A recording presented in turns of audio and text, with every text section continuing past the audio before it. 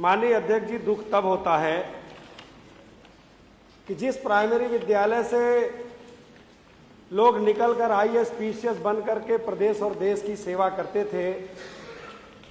आज उन प्राइमरी विद्यालयों की हालत इस सरकार ने वो बना दिया कि ढिढोरा पीटते हैं कि मुफ्त में भोजन देते हैं, ड्रेस देते हैं, लेकिन उसके बावजूद भी गांव का कोई बच्चा वहां पढ़ने नहीं जाना चाहता। कारण क्या है कि हमारे जो योग्य टीचर हैं, जिन्हें पढ़ाना चाहिए, उनसे एसआईआर कराया जाएगा, पंचायत की वोटर लिस्ट बनवाई जाएगी। हद तो तब हो गई माननीय अध्यक्ष जी कि जब उन्होंने पालतू आवारा कुत्तों की गिनती में उनकी ड्यूटी लगा दी गई। हद तो तब हो गई कि जब उनका मूल काम है उससे उनको हटा दिया गया। इसके कारण जिस तरह से प्राइवेट विद्यालय आज पूरे उत्तर प्रदेश के अंदर फल फूल रहे हैं, गरीब का बच्चा, गरीब अपने बच्चे को पढ़ाना तो चाहता है, बड़ी मेहनत करके, मशक्कत करके किसी तरह से फीस का इंतजाम करता है, लेकिन जब उसका बच्चा स्कूल के अंदर जाता है तो उसकी महंगाई से, वहां की व्यवस्था से उसकी कमर टूट जाती है। माननीय अध्यक्ष जी, वही हमारे शिक्षा मित्र साथी हैं, सुबह स्कूल खोलते हैं,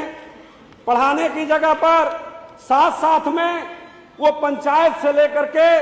जो भी सरकारी काम है सब कामों को रात दिन करते हैं, लेकिन जब उनके मानदेय की बारी आती है तो सरकार के पास उनका कोई इंतजाम नहीं है। माननीय अध्यक्ष जी, आपके माध्यम से इतने गंभीर विषय पर माननीय मंत्री जी ने एक जवाब दिया है कि हमने शिक्षकों की योग्यता निर्धारित की है, पाठ्यक्रम मानदेय निर्धारित किया है। मैं आपके माध्यम से माननीय मंत्री जी से मैं जानना चाहता हूं कि माननीय मंत्री जी,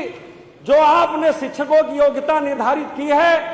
पूरे उत्तर प्रदेश के अंदर इन प्राइवेट विद्यालयों में कितने विद्यालयों की आपने आज तक जांच कराई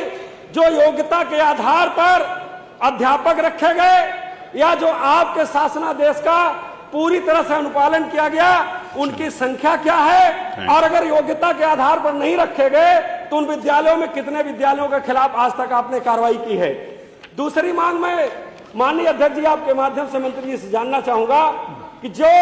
किताब के नाम पर, ड्रेस के नाम पर